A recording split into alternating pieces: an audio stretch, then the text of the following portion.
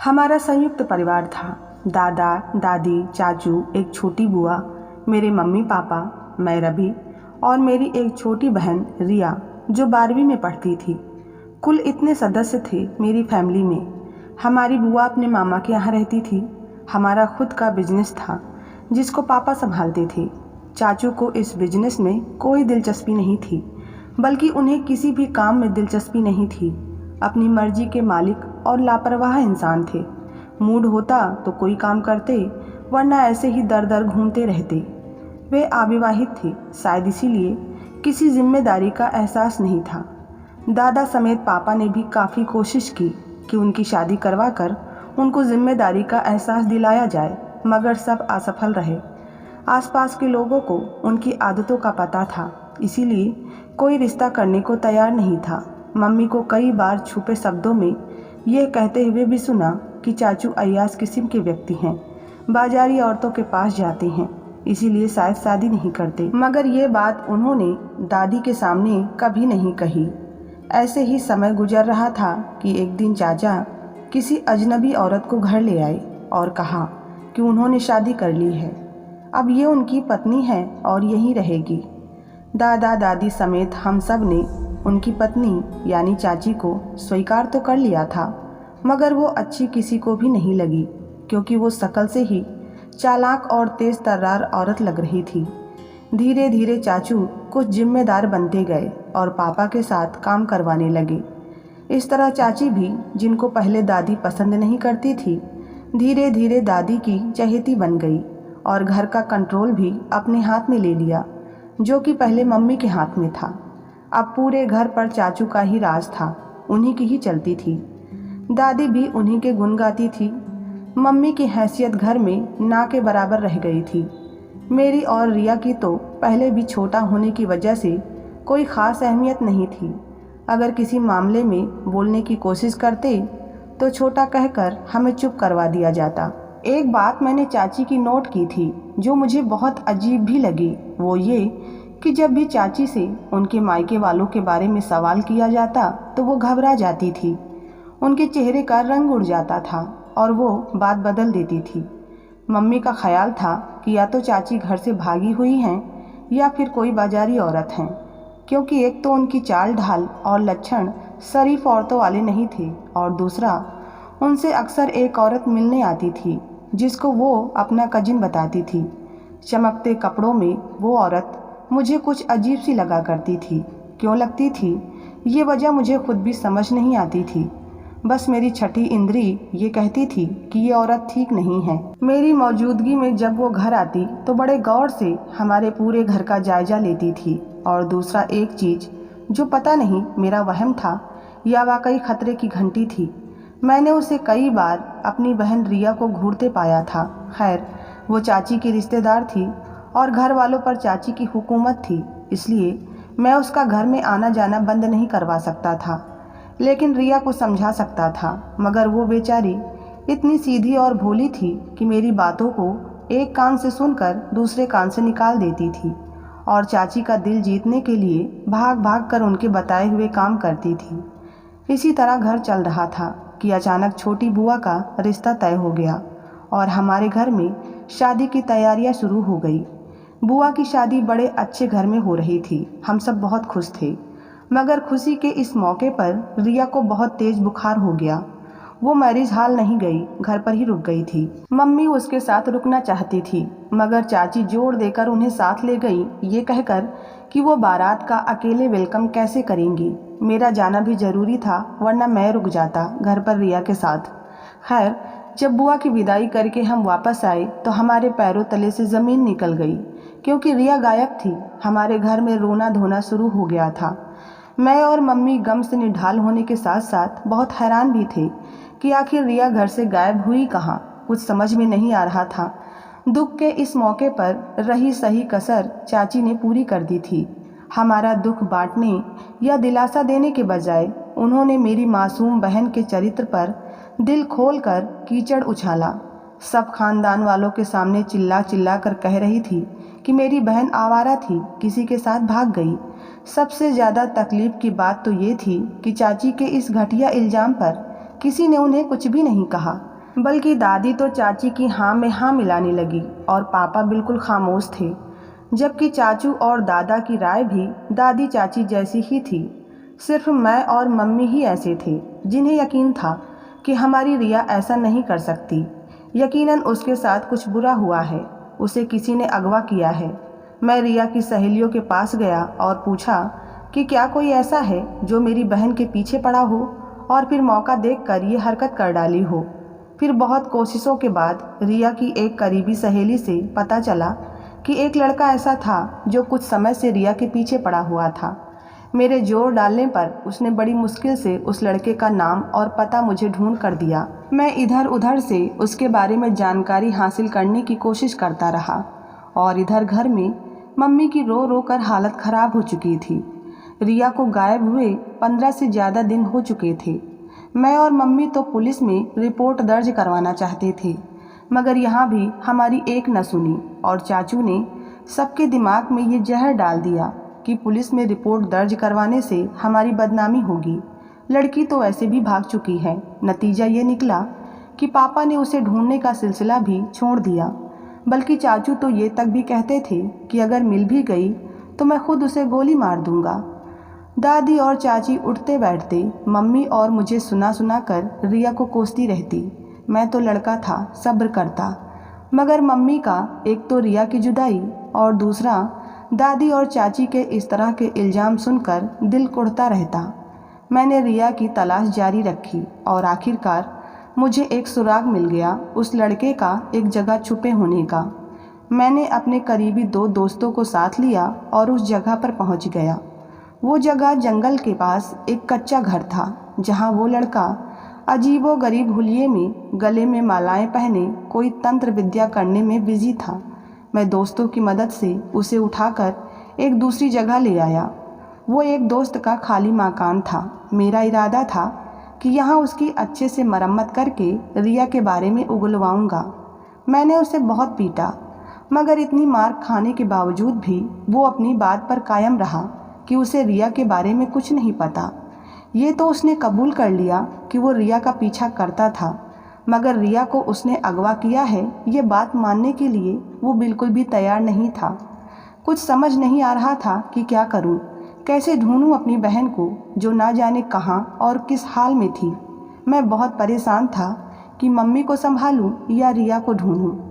कई बार police station जाने का इरादा भी किया, मगर ये सोचकर रुक जाता कि अगर पापा को पता चल गया तो वो मुझे घर से निकाल देंगे, साथ ही मम्मी को भी छोड़ देंगे। उन्होंने मुझे सख्ती से मना किया हुआ था कि पुलिस तक ये बात नहीं जानी चाहिए, वरना नतीजे अच्छे नहीं होंगे। इन्हीं दिनों एक और बात मेरे सामने आई कि पापा का एक नौकर जो उनके पास लकड़ी का काम करता था, उसने मुझे बताया कि रिया के गायब होने से 2 रोज पहले पापा का धीरू ठाकुर से झगड़ा हुआ था। मगर मैं उस ठाकुर पर हाथ डालने से पहले पापा से इस मामले की जानकारी लेना चाहता था। इसीलिए जब मैंने पापा से पूछा तो वो बुरी तरह मुझ पर बरस पड़े। कहने लगे कि धीरू ठाकुर का तुम्हारी बहन के मामले में कोई हाथ नहीं है, तुम्हारी बहन खुद घर से भागी है। मैंने बड़ी मुश्किल से ये बात बर्दाश्त करने की कोशिश की, लेकिन फिर मैंने बहुत ऊंची आवाज़ में पापा से बदतमीजी से बात करी तो पापा ने मुझे घर से निकाल दिया। मुझे भी इस घर में रहने का शौक़ ख़त्म हो चुका था, जहाँ मेरी बहन के लिए सबके दिलों में नफ़रत और ज़बान पर गंदगी हो। एक दोस्त की सिफारिश से एक ऑफिस में मुझे नौकरी मिल गई और साथ में रहने के लिए कमरा भी। मैं सिर्फ मम्मी के लिए मजबूर था। कुछ समय बाद अचानक दादी का देहांत हो गया। दादी के देहांत पर भी पापा ने मुझे घर में आने नहीं दिया। दादी के मरने के बाद अब मम्मी से मिलने में रुकावट सिर्फ चाची ही थी। मैंने इसका भी हल निकाल लिया। हीरा हमारा पड़ोसी था, जिसका घर हमारे घर के बिल्कुल करीब था। उसके ज़िम्मे मैंने ये काम लगा दिया कि जब चाची घर से बाहर जाएं तो वो मुझे इन्फॉर्म करे। हीरा ने ये नज़र रखी हुई थी और वो मुझे बता देता और यूं मैं मम्मी से मिलने के लिए पहुंच जाता। हर बार वो उम्मीद और आस भरी नज़रों से मुझे देखते हुए रिया का पता पूछती और मैं उन्हें झूठी उम्मीदें और तसल्लियाँ देकर वापस आ जाता। इन्हीं दिनों दादा का भी देहांत हो गया। मैंने एक बार फिर घर जाने की कोशिश की, मगर पापा ना जाने क्यों इतने पत्थर दिल बन चुके थे कि उन्होंने मुझे दादा की अर्थी में शामिल होने नहीं दिया और ना ही घर के अंदर दाखिल होने दिया। मुझे समझ नहीं आता था कि इतना समय गुजर जाने के बाद भी पापा का दिल मेरी तरफ से पिघल क्यों नहीं रहा। वो क्यों इतने पत्थर दिल बने हुए हैं? मेरे इस सवाल का जवाब बातों बातों में मुझे हीरा से मिला। उसने कहा कि उसे अपनी माँ के जरिए पता चला है कि चाचू और चाची पापा को मेरे खिलाफ भड़काते हैं कि मैं गलत कामों में पड़ गया हूँ और मेरा चाल चलन ठीक नहीं है। इसीलिए वो मुझे अपनी जायदाद से बेदखल करके सब कुछ चाचा के नाम कर देंगे। दिन इसी तरह से गुजर रहे थे। एक दिन अचानक हीरा के जरिए मम्मी के निधन का पता चला। आखिरकार रिया के लापता होने के करीब 4 साल बाद मम्मी की आस और उम्मीदों ने दम तोड़ दिया और वो रिया को देखने की हसरत दिल में लिए इस दुनिया से चली गई। मैं दहाड़े मार मार कर रोता रहा। मैं मम्मी की अर्थी जलने के बाद गया और उनकी अस्थियों पर हाथ रख कर कसम खाई कि रिया का पता तो मैं लगा कर ही रहूँगा, चाहे जिंदा या मुर्दा, और उससे पहले मैं मम्मी की अस्थियों को विसर्जित नहीं करूँगा। मैंने सौगंध खाई और मम्मी की अस्थियों को लिए चला गया। अब तो मम्मी की मजबूरी भी नहीं रही, इसलिए मैं पुलिस स्टेशन चला गया। जब वहाँ के इंस्पेक्टर को पता चला कि 4 साल पुराना केस है तो उसने मेरी बहुत बेइज्जती की कि मुझे रिपोर्ट लिखवानी थी तो 4 साल पहले आते। फिर लड़की जिसके साथ गई होगी अब तो शायद 3-4 बच्चे भी होंगे उसके। मैं सब्र के घूंट पीकर नाकाम होकर पुलिस स्टेशन से वापस लौट आया था। मैंने हिम्मत नहीं हारी थी और तलाश जारी रखी। सुबह काम पर जाता और छुट्टी के बाद सारा वक्त इधर उधर घूमकर रिया को ढूंढने की कोशिश करता। फिर दिन इसी तरह पड़ लगाकर उड़ते गए। मुझे ऑफिस की तरफ से दूसरे शहर भेज दिया गया क्योंकि वहाँ दूसरी ब्रांच खुली थी। मैं नए शहर में आ गया था। यहाँ आने के बाद मैंने रिया की तलाश छोड़ दी थी क्योंकि अब इतने साल गुजरने के बाद मैं भी शायद निराश हो चुका था। जहाँ मैं रहता था वहाँ से ऑफिस दूर था, मुझे बस से जाना पड़ता था। एक दिन सुबह रूटीन के मुताबिक ऑफिस जाने के लिए बस में बैठा और ऑफिस घर से तकरीबन 20 किलोमीटर दूर था। ऑफिस से पहले बस 3 स्टॉप पर रुकती थी और मेरा स्टॉप आखिरी वाला होता था। उस दिन भी रोज की तरह बस स्टॉप पर 10 मिनट के लिए रुकी। मैं खिड़की के पास बैठा उदास नज़रों से बाहर देख रहा था। एकदम एक दृश्य पर मेरी नज़र पड़ी और रुक गई। स्टॉप से जरा दूर काली चादर में लिपटी एक लड़की, जिसने चादर से चेहरा तो छुपाया हुआ था मगर कद काठी और चलने का अंदाज बिल्कुल रिया के जैसा था। साथ में 2-3 छोटे छोटे बच्चे भी थे। वो रिक्शे में सवार हो रही थी। सिर्फ एक पल के लिए एक झलक ही देखी थी मैंने उसकी और बस चल पड़ी थी। मेरा दिल बुरी तरह से धड़क उठा था। जब तक मैं पूरी तरह होश में आकर कंडक्टर से बस रुकवाता तब तक बस बहुत आगे निकल चुकी थी। पहली बार मुझे किसी लड़की पर रिया होने का शक हुआ था और अफसोस कि मैं उस तक पहुंच भी नहीं सका। अगले कई दिन तक मैं इसी दुख में अपने कमरे में पड़ा रहा। नौकरी पर भी नहीं जा सका था। ये सोचता रहा कि कहाँ जाकर ढूंढूं। मेरा एक करीबी दोस्त जो शुरू से ही रिया को ढूंढने में मेरे साथ रहा था, जब मैंने उसे अपनी परेशानी शेयर की तो उसने मुझे सलाह दिया कि जिस जगह पर मैंने उस लड़की को देखा था मुझे उसी जगह जाकर देखना चाहिए। उसके साथ बच्चे थे तो शायद आसपास कोई मार्केट होगी जहां वो शॉपिंग के लिए आई होगी और मुमकिन है कि वो अक्सर आती रहती हो या फिर कोई बच्चों वाला डॉक्टर हो। मैंने दोस्त के कहने पर अमल करते हुए वहां जाकर इधर उधर खोजना शुरू किया। वहां मुझे एक बाबा का आश्रम मिला जहां दूर दराज से लोग अपने बच्चों को बाबा से आशीर्वाद दिलवाने लाते थे। मुझे पक्का यकीन तो नहीं था मगर एक उम्मीद के सहारे मैंने उस आश्रम पर जाना शुरू कर दिया। वहाँ काफ़ी औरतें अपने बच्चों को लेकर आई हुई थी। तभी मैंने उसी लड़की को देखा, काली चादर में लिपटी, 2 बच्चों का हाथ पकड़े धीरे धीरे चलती हुई दिखी। उसके चेहरे पर चादर था मगर न जाने कहाँ से हवा का एक झोंका आया और उसके चेहरे से चादर हट गई। मैं जो सांस रुकी निगाहें उस पर जमाए बैठा था चौंक कर रह गया क्योंकि वो रिया ही थी। मैं पागलों की तरह उसकी तरफ दौड़ा और रिया रिया कहकर मैंने उसे पुकारा तो उसने फौरन मुड़कर मेरी तरफ देखा। वो बड़ी तेजी से वापस पलटी थी। मैं उसके पीछे पीछे दौड़ा, मगर मेरे सामने एक मूंछों वाला हट्टा कट्टा डरावना किस्म का आदमी आ गया, जिसने तेज नज़रों से घूरते हुए कहा कि क्या प्रॉब्लम है। जब मैंने कहा कि वो मेरी बहन रिया है, तो उस आदमी ने मुझ पर गरजते हुए कहा कि वो उसकी पत्नी है और उसका नाम रिया नहीं है। वो आदमी मुझे गालियां और धक्के देता रिया को वहां से लेकर चला गया। मैं उस रिक्शे के पीछे दौड़ा जिसमें वो मूंछों वाला आदमी रिया को लेकर जा रहा था। मैंने एक टैक्सी में बैठकर थोड़ा फासला रखते हुए उस रिक्शे का पीछा किया और फिर उस बिल्डिंग के करीब पहुंच गया जहां वो आदमी मेरी बहन को लेकर गया था। वहां साइड में छुपकर खड़ा होकर अपने दोस्त का इंतज़ार करने लगा, जिसको मैंने रास्ते में ही फ़ोन कर दिया था। उसका भाई पुलिस में सब इंस्पेक्टर था, जिससे उसने मेरे लिए मदद मांगी थी। अब मुझे तब तक यहाँ छुपकर इस बिल्डिंग पर नज़र रखनी थी जब तक वहाँ पुलिस ना पहुँच जाती। और फिर वही हुआ जिसने मेरे कदमों के नीचे से ज़मीन खींच ली। जब उस बिल्डिंग पर रेड की तो वो देह व्यापार का अड्डा निकला। मेरी बहन रिया भी धंधा करने वाली औरतों में शामिल थी, जिनको पुलिस ने गिरफ्तार किया था। 2 दिन जेल में गुजारने के बाद मेरे दोस्त के उसी पुलिस वाले भाई की मदद से रिया की रिहाई हुई और आखिरकार 6 साल बाद मेरी बहन रिया मेरे सामने थी। हम दोनों एक दूसरे से नज़रें चुराकर सिर्फ रोते ही रहे, मगर पूछना तो था ही कि वो इस जुल्म का शिकार कैसे हुई।